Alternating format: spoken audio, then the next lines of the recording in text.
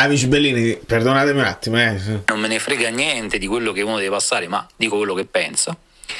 E penso che sia effettivamente fallo, ma ripeto, non per l'intensità, non si fischia quel fallo perché è un colpo forte. Si fischia perché toglie a Dumfries la disponibilità del pallone con un gesto falloso, che non è un contrasto vinto sul pallone, ma è una botta alla gamba. Punto. E parliamone.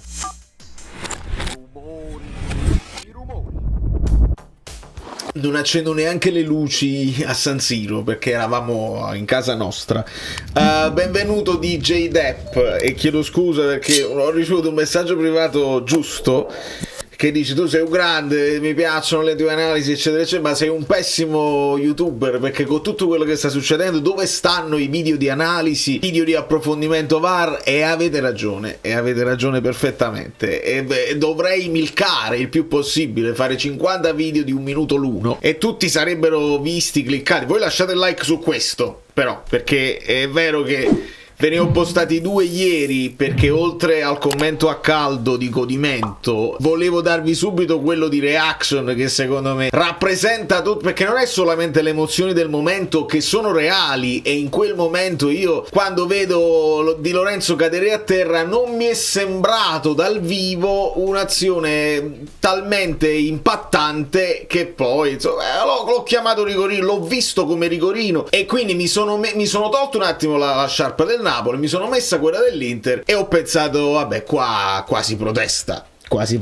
qua non si può accettare. Però le parole che vi ho fatto sentire erano di tale, perché stavo cercando per fare lo storico, Cavasinni, che però parlava del contatto Dumfries-Anghissà, e ve lo dovete ricordare. Se non ve lo ricordate, posto qua delle immagini in post, perché è la prima cosa che uno deve, perché il dio del calcio, questa è una frase che io vi dico spesso, il dio del calcio spesso non aspetta nemmeno, alle volte ti procura situazioni arbitrali simili nel giro di 2 giorni massimo, cioè nella stessa giornata c'è lo stesso contatto, lo stesso fallo di mano magari, e infatti vi devo far sentire anche un altro vocale di Marelli. Alle volte invece accomuna le 2 squadre, quindi la stessa cosa che era successa a favore di una poi succede a favore dell'altra, ed è pure lo stesso arbitro che all'epoca considerò l'intervento di Anghissà, che sta però in vantaggio, e cerca di mettere la gamba non per prendere la gamba di Dumfries, ma per coprire il pallone. Dumfries si mette con la gamba davanti, ma Dumfries arriva in velocità. Allora, se li vogliamo considerare uguali, non so,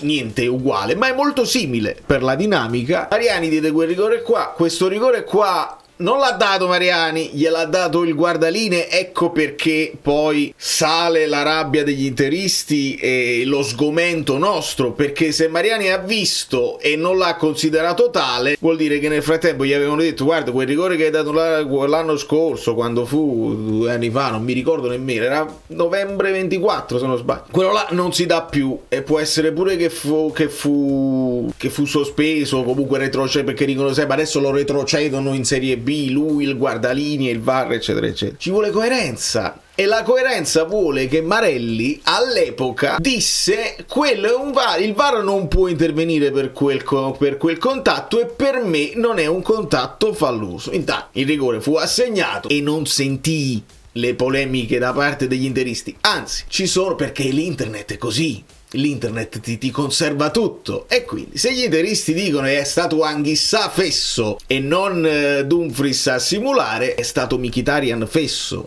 e non Di Lorenzo a simulare, perché il contatto c'è, e nelle immagini prese da dietro si vede ancora meglio che Di Lorenzo è in vantaggio sulla palla, mentre Dumfries deve arrivare. Quindi io mi tolgo tutte e 2 le sciarpe, resto però ovviamente con lo stemma e vi dico che è molto più fallo, rivedendolo, è molto più fallo quello di Mkhitaryan, perché effettivamente oltre al colpo sulla gamba lo sbilancia anche col braccio di Lorenzo, che viene tocca, lui lo dice pure in interviste, dice: io ho sentito il contatto, non riesco a stare in piedi, perché una volta che ho sentito il contatto mi fa cadere e non riuscivo a stare in piedi. Vanno tolte le poltrone, grazie. Anche il tavolo, no? Anche il tavolo, sì, portiamo via anche il tavolo, in maniera che Quindi le situazioni, quando sono grigie, perché questa è la situazione grigia, proprio grigia. Qua il tifoso della propria squadra la vedrà in un modo anche con gli occhi non foderati, la vedi così perché non puoi accettare che... Io ho notato che nella nostra tifoseria noi siamo spesso molto critici con i nostri giocatori, spesso lo diciamo, è stato fesso Anghissà, lo diciamo noi nei nostri e troviamo una scusa per attaccare i nostri giocatori. In questo caso no, mi dispiace, non è così e va rivalutato.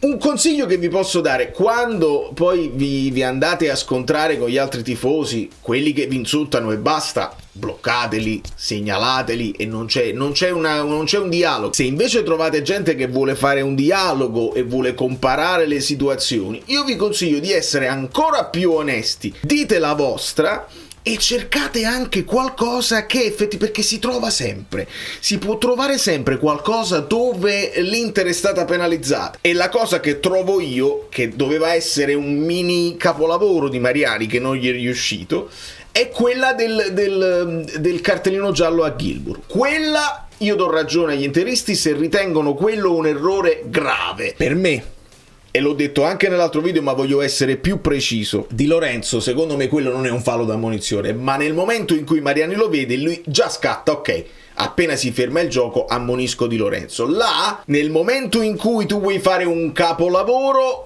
dovresti poi ammonire anche Guilmour.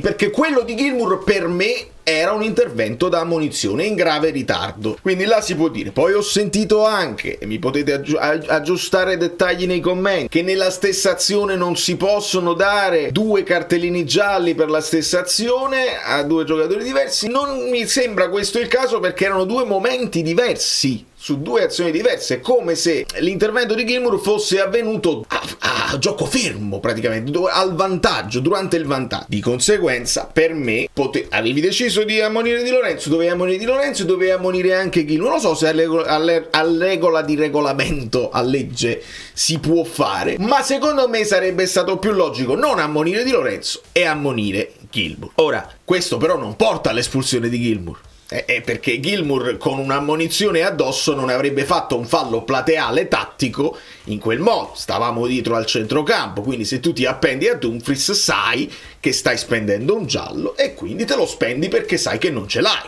e non vieni espulso. Quindi la logica delle cose che potevano avvenire, questa è una retorica insopportabile, per citare il Biasin, che oltre ad avere il suo Twitter molto attivo, spesso va a cronache di spogliatoio e racconta il suo modo di vedere il calcio da una prospettiva Inter, perché lui invece di Tancredi che dice che non è tifoso, e lo è, Biasin non lo nega e sa, è un simpatizzante o un tifoso vero e proprio. Quando però Biasin commenta questa roba qua, va in errore e mistifica la realtà, e mi sono sentito di intervenire, perché purtroppo se parli del fatto che c'è un errore grave che doveva intervenire il VAR, lì stai mistificando la realtà, perché uno, il VAR è intervenuto perché il silent check c'è stato, due, il contatto c'è, quindi non c'è il grave ed evidente errore che Mariani o il guardalinee hanno visto una cosa per una. Quindi, chiudendo tutto questo, il discorso del rigore grigio io lo accetto, non accetto che però si permetta che un rigore venga battuto dopo 2, 3, 4, 5 minuti di accerchiamento. Gli fate fare quello che volete e non escono mai i cartellini. Questo è un altro paio di maniche che dobbiamo considerare, perché se è vero che tu dovevi ammonire Guilmour su quel fallo, e penso fosse proprio Lautaro a subire quel fallo là, non mi ricordo, non ha importanza. Quello che mi ricordo è che Lautaro fa un fallo grave in ritardo, uguale a quello per cui state chiedendo il cartellino giallo per Guilmour, e non viene ammonito. E ci sta, se vuoi arbitrare così ci può stare, ma se ammonisci Conte per la rissa con Lautaro, devi ammonire anche Lautaro. E non è pensabile che l'allenatore venga ammonito e il giocatore no, perché poi continua, è reiterato. Allora, se tu vuoi chiudere un occhio ad un certo punto, non puoi chiuderlo quando lui continua a provocare, a fare gesti e a dire cose, e sentiremo dal Bordocam che arriverà durante Lecce-Napoli, cioè, perché è impossibile, adesso devo fare l'analisi, devo fare il pre-Lecce, non c'è tempo. Di conseguenza manca quello, manca anche quell'altro e mancano varie cose, non ultima il braccio di Buongiorno dove dice ma quello è innaturale eccetera eccetera. Sì, è innaturale, e il dio del calcio ti propone proprio Dumfries con la mano, dove ci hanno raccontato che però se la mano è nella figura, togli la mano, la palla va a sbattere. Anche il gomito di Buongiorno era nella figura, e togli il gomito, la palla va a sbattere su zone lecite del tuo corpo. E a me mi sta pure bene che tu, mentre nella fase concitata di una partita, perché questo ci tengo, l'arbitro, lo stesso VAR ha fretta e quindi non possono vedere le cose per 10 minuti come lo possiamo fare noi per giorni e giorni, ma chi poi deve andare a raccontarle le cose deve avere uno storico di quello che ha detto in precedenza se vuole mantenere un certo tipo di coerenza. Marelli mantiene la coerenza per quanto riguarda il contatto Anguissa Dumfries e il contatto Mkhitaryan di Lorenzo, non mantiene però la coerenza per quanto riguarda il fallo di mano di Buongiorno, perché oggi, quindi ringrazio chi me l'ha mandato, ed è bene che lo abbia fatto questo video un po' più tardi in modo tale che si è giocato Fiorentina-Bologna. Ora precedente abbiamo visto le proteste di Skorupski che erano relative a un tocco di mano da parte di Ken, che effettivamente c'è stato, ma è un tocco di mano che non ha portato a una rete, perciò non c'è immediatezza e va valutata la punibilità che non c'era, perché nel caso in cui non avesse toccato con la mano sarebbe finito sulla figura il pallone.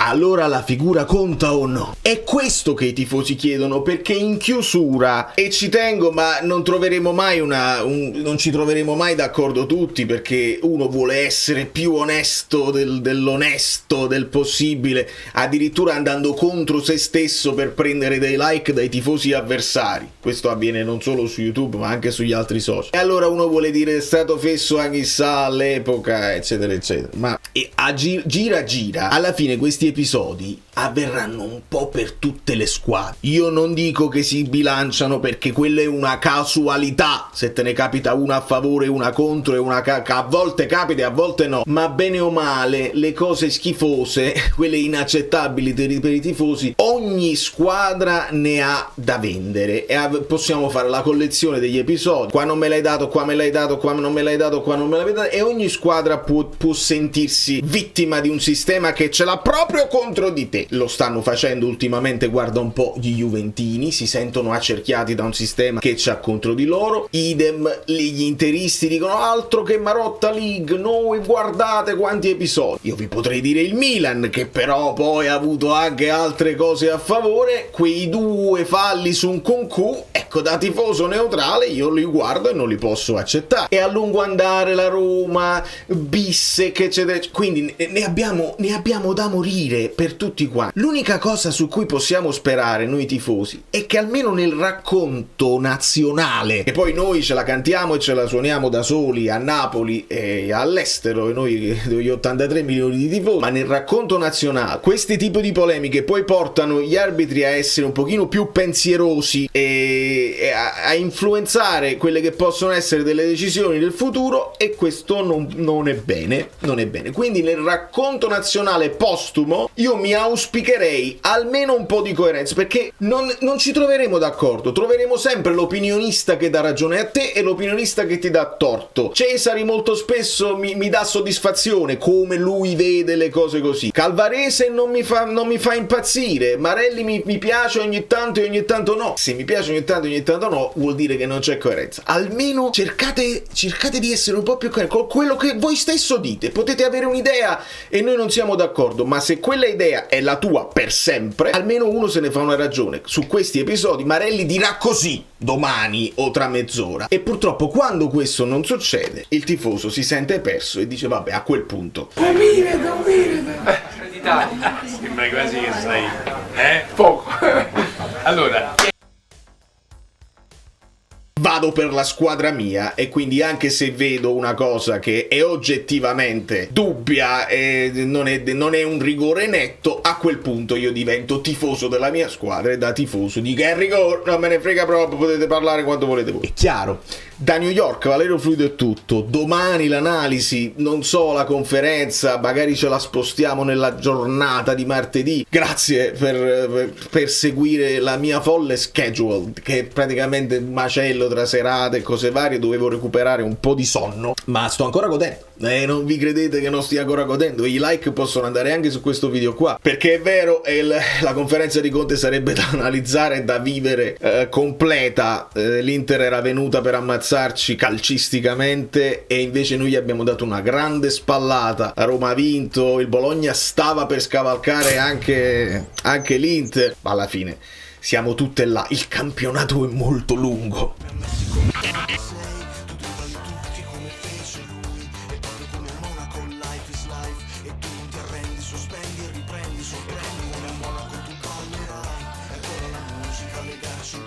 Come la grande mela